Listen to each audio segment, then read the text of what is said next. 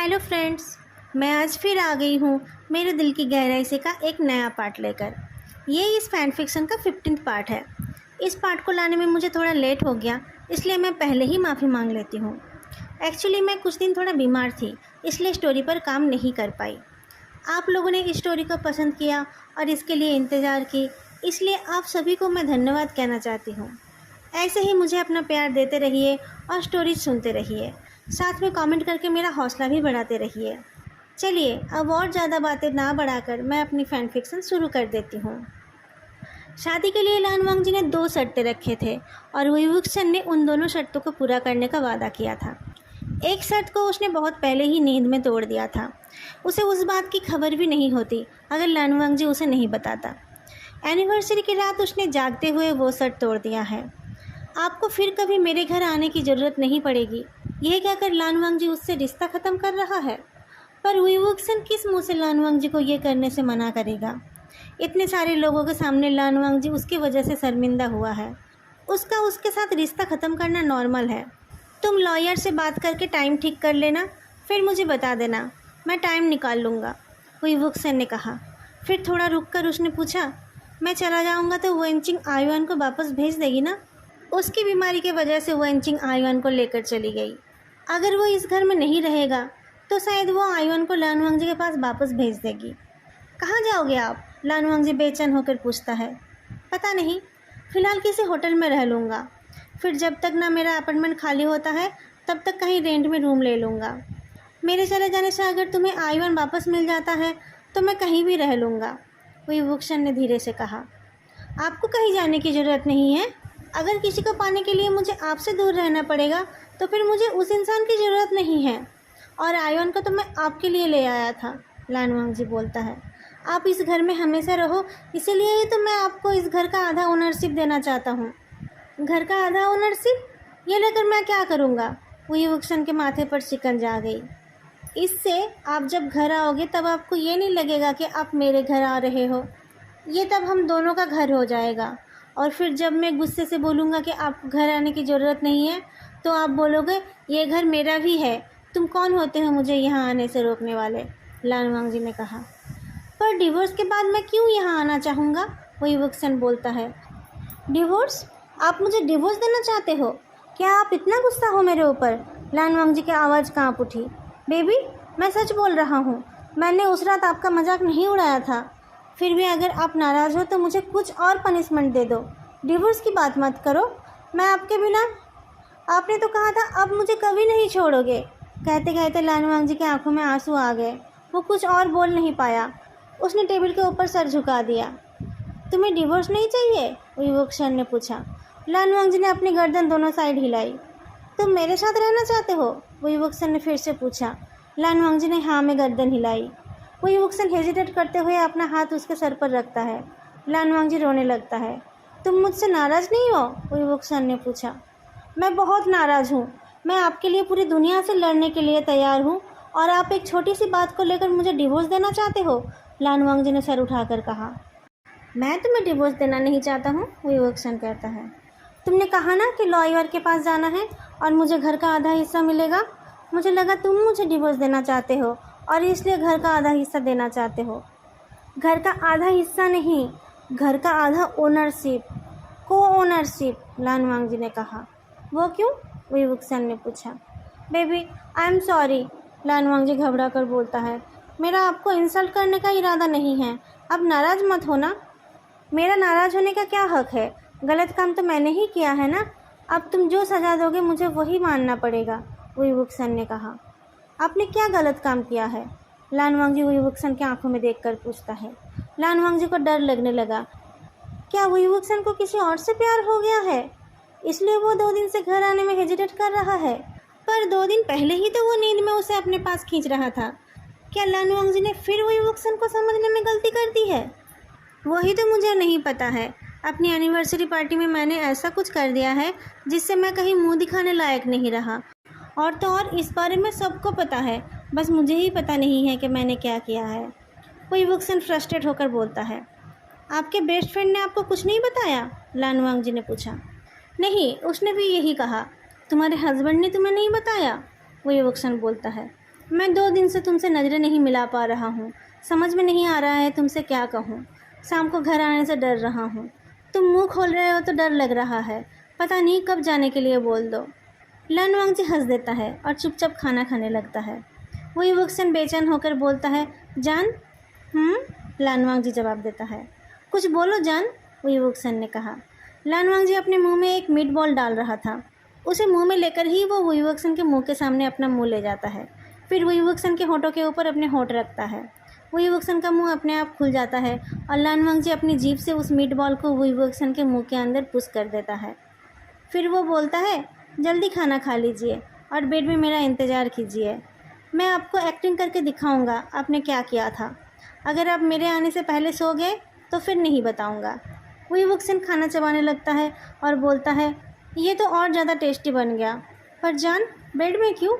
लन वांगजी ने मुस्कुराकर पूछा, हम बेड में नहीं जाएंगे तो आप सोने का एक्टिंग कहाँ करोगे? वही वुक्सन जागे रहना चाहता था पर लन वांगजी आने में बहुत लेट कर रहा था। नींद को दूर रखने के लिए वही वुक्सन अपने फ़ोन पर कुछ वीडियो देखने लगा। फिर भी उसे नींद आ ही गई और वो फ़ोन हाथ में लेकर ही सो गया। थोड़ी देर में फ़ोन उसके हाथ से गिर गया पर उसमें चलती हुई वीडियो बंद नहीं हुई। लन वांगजी जल्दी बेड में जाना चाहता था पर उसे किचन का काम ख़त्म करने में टाइम लग गया। बेडरूम में जाकर उसने वही वुक्सन को सोते हुए देखा। वही वुक्सन की आधी खुली हुई आंखें और उसका सोता हुआ इनोसेंट चेहरा देखकर लन वांगजी के चेहरे पर एक मुस्कान आ गई। कितना मेहनत करना पड़ता है इनको दिन भर, पर अब देखो ये कितने तसल्ली से सो रहे हैं। मेरे साथ रहकर क्या ये टेंशन फ्री रहते हैं? लन वांगजी बेड पर जाकर बैठता है और सोचता है वही वुक्सन को उठाएगा या नहीं। तभी उसकी नज़र वही वुक्सन के फ़ोन पर पड़ती है जिसमें तब भी एक वीडियो चल रही थी। लन वांगजी अपनी गर्दन को हिलाता है और वही वुक्सन के बॉडी के ऊपर से दूसरी तरफ झुककर फ़ोन को उठाने जाता है। पर जैसे ही वो उधर झुका, वही वुक्सन ने अपने दोनों हाथों को बढ़ाकर उसे पकड़ लिया। लन वांगजी चौंक गया। उसके मुंह से एक हल्की आवाज़ निकल आई। वही वुक्सन बोल उठा, जान तुम? लन वांगजी वही वुक्सन के बाहों में था। उसने पूछा, आपको क्या लगा? उफ, मैं डर गया था। मुझे लगा आयवन मेरे ऊपर से कूद रहा है। मुझे लगा वो गिरने वाला है, वही वुक्सन ने कहा। उसके बाहों में छुपे लन वांगजी के मन में एक साथ बहुत कुछ चलने लगा। क्या कर रहे थे तुम? वही वुक्सन ने पूछा। आपके फ़ोन में वीडियो चल रहा है, मैं आपका फ़ोन लेने जा रहा था, लन वांगजी ने जवाब दिया। वही वुक्सन लन वांगजी को छोड़कर अपना फ़ोन उठाने जाता है पर लन वांगजी उसे नहीं छोड़ता है। वो बोलता है, बेबी मैं आपसे बहुत प्यार करता हूँ। मैं जानता हूँ। वही वुक्सन ने एक हाथ से फ़ोन को उठाया और वीडियो को ऑफ़ कर दिया। कैसे? लन वांगजी ने पूछा। मैं अपने दिल की गहराई में तुम्हारे प्यार को महसूस करता हूँ। वही वुक्सन लन वांगजी को और अच्छे से अपने बाहों में भर लेता है। मैं भी तो तुमसे प्यार करता हूँ ना? लन वांगजी ने वही वुक्सन को उस रात की सारी बातें बताई और साथ में वो भी बताई जो उसने अभी अभी रियलाइज़ किया। वही वुक्सन नींद में बहुत कुछ करता है। वो लन वांगजी को प्यार से छूता है, जियान चेंग को लात मारता है और वेनचाओ जैसे लोगों को उनके गलत हरकतों के लिए सजा देता है। ये सब करते हुए कभी उसकी नींद नहीं टूटती है। उस रात जब आयवन उसके ऊपर चढ़ा हुआ था तब शुरू में उसमें कोई रिएक्शन नहीं था क्योंकि आयवन तो ऐसा करता रहता है, पर उसने नींद में रहते हुए ही आयवन को गिरने से बचा लिया था और उसे अपने साथ सुला लिया था। आज भी उसे लगा कि आयवन गिरने वाला है और उसने उस रात की तरह ही उसे पकड़ने की कोशिश की, पर आज आयवन की जगह लन वांगजी था और वही वुक्सन की नींद टूट गई। क्यों? उस रात जब वही वुक्सन आयवन को टच करके नींद से जाग गया था तब लन वांगजी और वही वुक्सन दोनों को लगा था कि वही वुक्सन के पास आयवन सेफ नहीं है। उस रात लन वांगजी को ये बात समझ नहीं आई थी जो उसे आज समझ आ गई है। वही वुक्सन नींद में सेक्सुअल एक्टिविटी करता रहता है पर उसकी नींद नहीं टूटती है, पर आयवन को टच करते ही उसकी नींद कैसे टूट गई थी? क्योंकि उस रात जब वही वुक्सन ने आयवन की तरफ हाथ बढ़ाया था तब उसके सबकॉन्शियस माइंड में ये था कि वो अपने हस्बैंड के लिए हाथ बढ़ा रहा है। वो टच उसके हस्बैंड के लिए था, पर जब उसके हाथ ने आयवन को पाया तब उसके सबकॉन्शियस माइंड को समझ आ गया था कि ये वो इंसान नहीं है जिसे वो छूना चाहता है। अपनी गलती समझते ही उसकी नींद टूट गई थी। आज भी वही हुआ। आज उसने आयवन के लिए हाथ बढ़ाया था, इसलिए लन वांगजी को छूते ही उसकी नींद टूट गई। लन वांगजी ने कहा, आप नींद में गलत काम नहीं करते हो। गहरी नींद में भी आप जानते हो किसके साथ क्या करना चाहिए। पर मैं तुम्हारे साथ गलत करता हूँ तो, वही वुक्सन बोलता है। मैं अपना वादा तोड़ देता हूँ। लन वांगजी बोल उठता है, आप मेरे हस्बैंड हो, आप वो कर सकते हो। वही वुक्सन बोलने लगता है, पर तुमने कहा था। मैं गधा था, लान वांगजी ने कहा, पर अब मैं जानता हूँ उससे कोई फ़र्क नहीं पड़ता है। और क्या? वही वुक्सन ने पूछा। कुछ नहीं, लान वांगजी गर्दन हिलाता है। वही वुक्सन लान वांगजी को अपने सीनों से लगाकर बोलता है, प्लीज़ बताओ, आप फिर से नाराज़ हो जाओगे। लान वांगजी ने अपना फेस वही वुक्सन के सीने में घुसा दिया। आप नाराज़ थे तो मैं कितना डरा हुआ था। मैं कब तुमसे नाराज़ हुआ? तुमसे नाराज़ होकर मैं कहाँ जाऊँगा? वही वुक्सन लान वांगजी के बालों में हाथ चलाते हुए बोलता है। आप कह रहे थे कि आप चले जाओगे। दोबारा कभी भी मुझे छोड़कर जाने का मत सोचना। अगर आपको ये घर अच्छा ना लगे तो मैं आपके साथ कहीं भी चला जाऊँगा, लान वांगजी ने कहा। पर तुम तो अपने पेरेंट्स का घर छोड़कर कहीं नहीं जाने वाले थे, वही वुक्सन ने कहा। घर ज़्यादा इम्पोर्टेंट है या घर वाला? लान वांगजी के मुंह से ये बात सुनकर वही वुक्सन हंस देता है और बोलता है, मेरे लिए तो मेरा वांगजी ही सबसे ज़्यादा इम्पोर्टेंट है। लान वांगजी अपने गाल को वही वुक्सन के गाल में घिसते हुए कहता है, और मेरे लिए आप सबसे ज़्यादा इम्पोर्टेंट हो। लान वांगजी और वही वुक्सन की लाइफ फिर से ठीक ठाक चलने लगी। वही वुक्सन जियान चिंग से उसकी बेटी और आईवन दोनों का ही खबर लेता रहता है और घर आकर लान वांगजी को बताता है। अब जब वही वुक्सन को पता चल गया है कि उसने उस रात क्या किया था, तो वो अब और शर्मिंदा फील नहीं करता है। लान वांगजी को किसी ने एक पोइट्री कंपटीशन में पार्टिसिपेट करने के लिए कहा, तो वो उस कंपटीशन के लिए कविताएं लिखने में बिजी हो गया। वो रात को ही ज़्यादा अच्छा लिख पाता है, तो वो फिर से रात को ही लिखने का काम करने लगा। वही वुक्सन भी जितना हो सके घर के काम में मदद करने लगा, ताकि लान वांगजी को अपने काम के लिए टाइम मिल सके। ऐसे ही 3-4 दिन से रात को ना सोने की वजह से लान वांगजी के सर में बहुत दर्द होने लगा। वही वुक्सन ऑफिस से आकर देखता है कि लान वांगजी दवाई लेकर सोने की कोशिश कर रहा है, पर उसको नींद नहीं आ रही है और ना सोने की वजह से उसका सर दर्द और बढ़ रहा है। वही वुक्सन के आते ही लान वांगजी उसके तरफ अपना हाथ बढ़ाता है। वही वुक्सन आकर उसके पास बैठा तो लान वांगजी ने अपना सर अपने हस्बैंड के गोद में रख दिया। वही वुक्सन उसका सर दबाने लगा। लान वांगजी को नींद आ गई, पर 1 घंटा पूरा होने से पहले ही उसकी नींद टूट गई। वही वुक्सन ने कहा, तुम उठ गए हो तो खाना खा लो, फिर दोबारा सो जाना। वही वुक्सन को ज़्यादा कुछ बनाना नहीं आता है। उसने डिनर के लिए दाल चावल बना दिया था। खाना खाकर दोनों सोने गए। वही वुक्सन लान वांगजी का सर दबाने लगा ताकि उसे जल्दी नींद आ जाए। लान वांगजी को नींद नहीं आई, पर वही वुक्सन थोड़ी देर में सो गया। कुछ देर में लान वांगजी का सर दर्द बढ़ने लगा और वो कोशिश करके भी नहीं सो पाया। उसने वही वुक्सन का हाथ लेकर अपने माथे पर रख लिया। उसे लगा कि शायद वही वुक्सन के टच से उसे कुछ आराम मिले। कुछ पल में वही वुक्सन उसके तरफ घूम गया और धीरे धीरे लान वांगजी का सर दबाने लगा। लान वांगजी को शुरू में लगा कि वही वुक्सन जाग रहा है, पर फिर वो समझ जाता है कि वही वुक्सन नींद में ही उसका सर दबा रहा है। अपने हस्बैंड का प्यार देखकर लान वांगजी खुश हो जाता है और वही वुक्सन के और पास हो जाता है। कुछ देर सर दबाने के बाद वही वुक्सन लान वांगजी को अपने तरफ घुमाकर उसके पीठ में हाथ फेराने लगता है। लान वांगजी को धीरे धीरे नींद आ गई। सुबह जब लान वांगजी नींद से उठा तब वही वुक्सन ऑफिस के लिए रेडी हो रहा था। अब कैसा लग रहा है जान? उसने पूछा। सर दर्द कम हो गया है। कल रात आपने नींद में मेरा सर दबा दिया था और मुझे सुला दिया था, लान वांगजी नींद भरी आवाज़ में बोलता है। तुम और थोड़ी देर सो जाओ, फिर उठना। वही वुक्सन लान वांगजी के पास आता है तो लान वांगजी उसका कमर पकड़ के अपना सर उसके पेट पर रख के कहता है, आप कितने अच्छे हो। वो तो मैं हूँ ही, बस तुम ही समझ नहीं पाते हो, वही वुक्सन लान वांगजी को चिढ़ाने के लिए बोलता है। काश मैं भी आपसे इतना प्यार कर पाता जितना आप मुझसे करते हो, लान वांगजी ने कहा। क्या मतलब है तुम्हारा? तुम्हें किसी और से प्यार हो गया है क्या? वही वुक्सन लान वांगजी के चेहरे को पिंच करता है। आप पागल हो रहे हो, लान वांगजी बोलता है। मैं तो ये कह रहा था कि आपके प्यार के सामने मेरा प्यार कम लगता है। मुझे तो ऐसा नहीं लगता, वही वुक्सन ने कहा। तुमने मुझ जैसे बेघर को एक घर दिया है और भी कितना कुछ करते रहते हो तुम मेरे लिए। तुमसे शादी करके तो मैं अपनी सबसे अच्छी ज़िंदगी बिता रहा हूँ। मैं तो बस बिजनेस संभालता हूँ, तुमने तो बाकी सब कुछ संभाल रखा है। मुझे तो लगता है तुम मुझसे ज़्यादा प्यार करते हो। लान वांगजी हंस देता है। जहाँ सारे कपल्स इस बात पर कंपटीशन करते हैं कि उन दोनों में से कौन ज़्यादा प्यार करता है, वहाँ वो और उसका हस्बैंड ये साबित करना चाहते हैं कि उनके हस्बैंड्स उनसे ज़्यादा प्यार करते हैं। वही वुक्सन झुककर लान वांगजी के मुंह को चूम लेता है और बोलता है, तुम फिर मेरे ऊपर हंस रहे हो। क्या करूँ, आप इतने बुद्धू जो हो, लान वांगजी बोलता है। फैक्ट्री की छुट्टी होने ही वाली थी, पर जियान चिंग जल्दबाजी में ऑफिस से निकल रहा था। वही वुक्सन ने पूछा, क्या हुआ जियान चिंग, तुम इतने हड़बड़ी में कहाँ जा रहे हो? सब ठीक तो है ना? ऑक्सीजन में जल्दी में हूँ।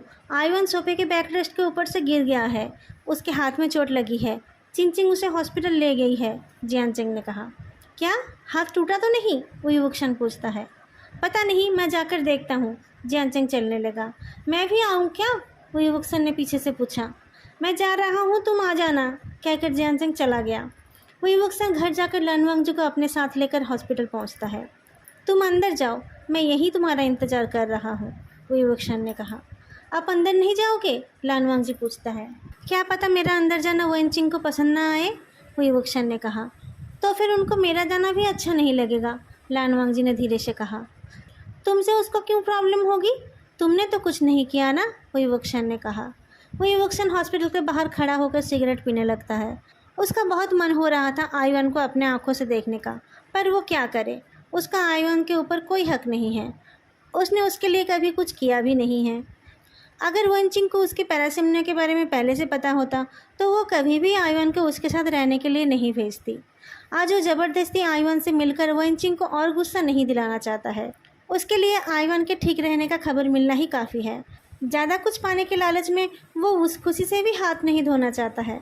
उसके साथ जाने से शायद वो लानवांगजी को भी आईवन से मिलने ना दे। अचानक किसी ने पीछे से कहा, भैया आप यहाँ क्यों खड़े हो? आप अंदर नहीं चलोगे? आईवन घर में खेल रहा था। उसे नींद आ रही थी, पर वो सोने के लिए तैयार नहीं था। वेनचिंग अपनी बेटी को सुलाने गई थी तो उसे नींद आ गई थी। ऐसे भी उसे भी तो आराम की ज़रूरत है। अटेंडेंट भी सुबह से काम करके थक गई थी, पर जब तक आईवन ना सोए तब तक वो सो नहीं सकती थी। उसने टीवी पर कार्टून लगा दिया और टीवी देखने बैठ गई। आईवन भी अपनी टॉयज़ रखकर टीवी देखने लगा, पर आईवन जैसा हाइपर एक्टिव बच्चा कहाँ एक जगह पर बैठने वाला था। सोफे में बैठकर टीवी देखते देखते पता नहीं कब वो सोफे के बैक रेस्ट पर चढ़ गया और पीछे गिर गया। गिरते ही वो रो पड़ा। उसका हाथ देखते ही देखते सूज गया, पर आईवन बस उसी टाइम रोया था। हॉस्पिटल में आने के बाद से वो चुपचाप हो गया है। वेनचिंग जब उसे हॉस्पिटल ले आई तब नर्स ने वेनचिंग से पूछा, आप बच्चे की माँ हैं? नहीं, मैं उसकी बुआ हूँ, उसकी माँ नहीं है, वेनचिंग ने जवाब दिया। आप ये फॉर्म भर दीजिए और जल्दी से उसके पापा को बुला लीजिए, कहते हुए नर्स आईवन को अंदर ले गई। वेनचिंग वही खड़ी रह गई। कहाँ से वो आईवन के पापा को बुलाएगी? अंदर जाते टाइम नर्स ने आईवन से कहा, चिंता मत करो बेटा, अभी आपके पापा आ जाएंगे। आपके पापा आपसे बहुत प्यार करते हैं ना? आईवन बड़ी बड़ी आंखें करके नर्स की बात सुनता है। उसके हाथ में बहुत दर्द हो रहा था, पर वो रो नहीं रहा था। उसके रोने का क्या फ़ायदा? उसे क्या चाहिए, उससे किसी को क्या फ़र्क पड़ता है।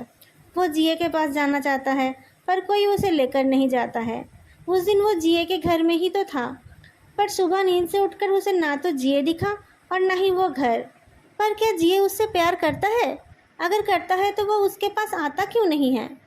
डॉक्टर ने नर्स से पूछा, बच्चे की मम्मी कहाँ है? नर्स ने जवाब दिया, मम्मी नहीं है उसकी, बुआ साथ में आई है। और डैडी, वो नहीं आए? डॉक्टर ने फिर से पूछा। मैंने कहा है बुलाने के लिए, पता नहीं कब आएंगे, नर्स ने जवाब दिया। आईवन के हाथ को चेक करते हुए डॉक्टर ने कहा, चिंता मत करो बेटा, अभी तुम्हारे डैडी आ जाएंगे। मैं तुम्हारा हाथ ठीक कर दूंगा और फिर तुम अपने डैडी के साथ खेलोगे। आईवन ने कुछ जवाब नहीं दिया। हॉस्पिटल में आने के बाद से उसने अपने मुंह से कोई आवाज़ नहीं निकाली, पर वो सबकी बात सुन रहा है। उसने कभी किसी को डैडी नहीं बुलाया, पर ये शब्द उसने सुना है।